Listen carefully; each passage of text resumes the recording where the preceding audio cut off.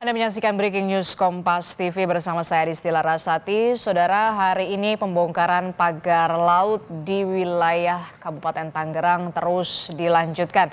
Dan hari ini Polairut dari Pluit, Jakarta akan bergegas untuk bergabung bersama dengan personel TNI Angkatan Laut untuk melakukan pembongkaran pagar laut yang saat ini memang sudah terus dilanjutkan. Seperti yang kita ketahui, saudara, pagar laut di wilayah Kabupaten Tangerang, Banten ini terpasang sepanjang 30 km. Di hari ke-6 setidaknya sudah ada 15,5 km pagar laut yang dibongkar oleh petugas. Itu artinya perlu waktu setidaknya kurang dari sepekan lagi jika memang pembongkaran pagar laut ini terus dilanjutkan setiap harinya dengan target perharinya 5 km. Tapi kemudian yang menjadi tantangan di lapangan atau di laut yang sudah tadi disebutkan oleh jurnalis Kompas TV Malaika Kridaman dan juga Renata Panggalo, memang ada sejumlah kesulitan. Pertama adalah tantangannya soal cuaca. Ketika pembongkaran pagar laut ini akan dilakukan, kemudian cuacanya tidak mendukung, salah satunya adalah air pasang laut, maka tentu saja petugas yang ingin melakukan pembongkaran pagar laut ini kesulitan untuk membongkar pagar laut sesuai dengan targetnya setiap harinya 5 km. Dan juga bambu-bambu yang memang sudah terpasang di pagar laut Tangerang ini juga bambu-bambu yang kemudian tadi disebutkan adalah bambu-bambu yang tebal begitu dan terpacuk atau tertanam di laut ini juga cukup kuat begitu ya, belum lagi dasar lautnya juga yang kemudian berpasir. Inilah yang kemudian juga menjadi kesulitan tersendiri bagi petugas untuk melakukan pembongkaran pagar laut di Tangerang. Tapi hari ini petugas dari TNI Angkatan Laut dan juga Polairut rencananya memang akan kembali membongkar pagar laut di Kabupaten Tangerang. Saudara, kami akan berbincang dengan narasumber di pagi hari ini dalam Breaking News Kompas TV. Kita bergabung bersama dengan Mbak Susan Herawati yang merupakan Sekjen Koalisi untuk Keadilan Perikanan atau KIARA. Selamat pagi Mbak Susan melalui sambungan daring. Selamat pagi, Kak Dis. Oke, kita kembali bertemu lagi Mbak Susan. Mbak Susan, ini kan kalau kita lihat ya, ini sudah hampir sepekan begitu ya, pembongkaran pagar laut ini terus dilakukan. Apa yang perlu dikritisi atau di-highlight soal pembongkaran pagar laut ini? Iya, pertama kita apresiasi untuk kawan-kawan yang turun ya, dan melakukan pembongkaran dari pagar laut ini karena memang kalau kami yang di pesisir tahu ini adalah musim yang luar biasa tantangannya karena ombaknya tinggi, kemudian juga anginnya kencang gitu. Tapi memang dari pantauan kami, yang menarik adalah ketika kita melihat bagaimana nanti negara bersikap gitu ya, kalau kemudian pagarnya terbongkar, si pelakunya terbongkar juga gitu ya. Tapi, dari pantauan kami ternyata memang hari ini, kita melihat ada upaya untuk meringankan, para pelaku pejahat, lingkungan ini gitu. Contohnya Upaya meringankan pelaku tindakan kejahatan inilah yang kemudian nanti saya akan tanyakan lagi ke Mbak Susan, tapi saya potong dulu, maaf sekali Mbak Susan karena kita punya gambar terbaru dan ini adalah visual terkini dari markas Polairut di Pluit, Jakarta Utara, di mana tim kami yakni jurnalis Kompas TV Renata Panggalo dan juga juru kamera ada Julian Fernando bersama dengan petugas ataupun tim dari Polairut ini akan sebentar lagi akan bergegas menuju Kabupaten Tangerang, wilayah di mana pembongkaran pagar laut ini akan dilanjutkan hari ini, saudara. Dan sepertinya sebentar lagi jurnalis Kompas TV Renata Panggalo dan juga juru kamera Julian Fernando bersama dengan tim dari Polairut ini akan menuju ke Kabupaten Tangerang, di mana lokasi pembongkaran pagar laut ini akan dilanjutkan, saudara. Melanjutkan lagi Mbak Susan, Mbak Susan, ini tadi Anda menyebutkan ada upaya meringankan. Ini maksudnya seperti apa upaya yang meringankan? Iya, karena Menteri KKP beberapa kali ya, dia mengatakan, apa namanya, sanksinya gitu ya, dendanya adalah administratif. Dan ternyata kita melihat dari pantauan, kami gitu, denda itu akan dikenakan 18 juta per kilometer. Yang bisa 18 juta per kilometer?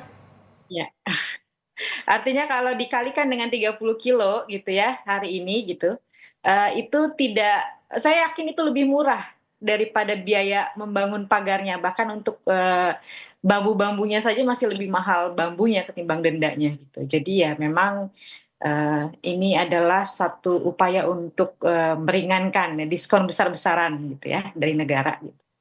Mhm, dan ini yang perlu dikritisi, hanya denda administratif saja yang tadi Anda sebutkan ada kalau tidak salah per kilometernya itu 18 juta. Anda Ya, melihat ini benar-benar tidak sepadan sama sekali dengan apa tidak yang kemudian sepadan, menimpa saat ini nasib nelayan yang ya, kesulitan. Mhm, kerusakan ekologi, kemudian orang yang kemudian hari ini turun harus berhadapan dengan ombak tinggi, itu ada ancaman, nyawa mereka gitu ya. Kemudian juga, kawan-kawan yang kehilangan, bukan hanya mata pencariannya, tapi itu pasti ekosistem pesisirnya rusak gitu. Dan ini kemudian menggambarkan bahwa negara, sekali lagi gitu ya, tidak tegas. Artinya besok-besok nih kalau ada para pelaku, penjahat, lingkungan gitu ya, ya sudah, dirusak dulu aja, nanti dendanya juga nggak besar-besar banget gitu. Jadi kayak kita nih dihadapkan dengan situasi yang, apa ya, negara tuh terlihat banget gitu, tidak tidak punya power terhadap, korporasi gitu. mhm, oke jadi, menurut Anda ini sama sekali tidak sepadan ya? Tidak sepadan. Ya kita lihat ya bapak-bapak ini dari pagi sudah turun, kawan-kawan nelayan itu bahkan kemarin turun kalau dari cerita kawan-kawan kami di lapangan gitu ya, membantu, pembongkaran ya, tapi sekali lagi kalau kemudian dendanya seperti ini ya tidak sepadan sama sekali dan kami takut kalau kemudian, nanti KKP terus menerbitkan PKKPRL, atau izin-izin di pesisir untuk pemanfaatan ruang, ya ujung-ujungnya ya denda-denda seperti ini aja gitu, walaupun ekosistem lautnya ini dirusak gitu oleh perusahaan.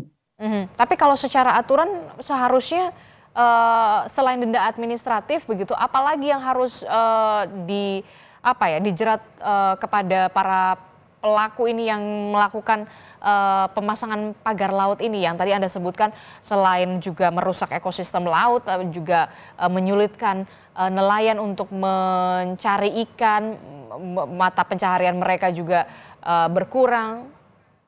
Iya, memang permasalahan utama adalah semua, aturan ini kan dipayungi oleh Undang-Undang Cipta Kerja gitu ya, Mmm, yang kemudian kita tahu bahwa ini sanksinya administratif, padahal sebenarnya di Undang-Undang, 1, tahun 2014 ya tentang pengelolaan wilayah pesisir itu bisa bisa dikenakan sanksi pidana sebenarnya gitu, tapi ya sekali lagi Undang-Undang CK ini mematahkan sebenarnya.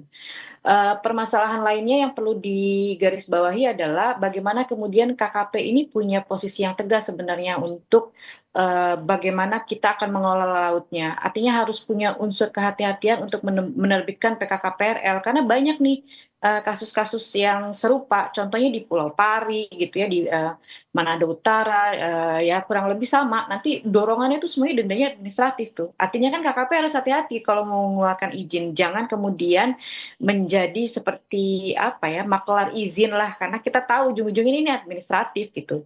mhm. Dan dalam hal itu sebenarnya harus ada hal yang lebih progresif, kalau kami sih dari dulu memang tidak sepakat dengan Undang-Undang CK ya, memang harus dicabut gitu. Mhm, mhm. Eee, dan laporan kami ke Barreskrim ini memang, tidak menggunakan Undang-Undang CK, Undang-Undang 1 gitu, yang memang, sanksi pidana harus tidak cuman administratif gitu. Mhm, mhm, mhm, mhm.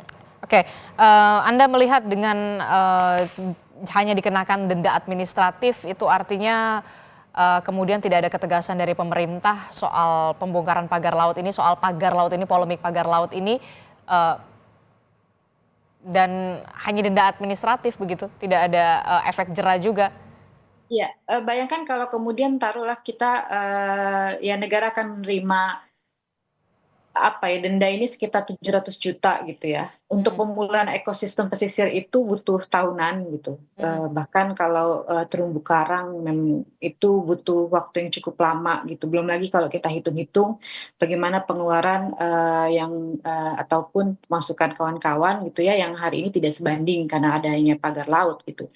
Belum lagi sebenarnya lebih kepada apa ya, bagaimana negara ini bisa terlihat di mata korporasi sih sebenarnya gitu. Punya nggak, kekuatan gitu ya bahwa kita memang, ya negara gitu, nggak bisa kemudian seenaknya, para pelaku pejahat lingkungan ini terus melakukan pengerusakan di pesisir dan kemudian dendanya cuman, ya hanya sebatas administratif. Itu mudah sekali untuk kemudian pelepasan izin-izin di pesisir dan pulau-pulau kecil ini yang ujung-ujungnya ya semuanya akan ekosistemnya rusak gitu. Saya nggak mau Kak, ke depan ini kita akan melihat, eee, satu-satu ekosistem pesisir ini hilang, hanya gara-gara proyek-proyek seperti ini gitu. Oke, baik.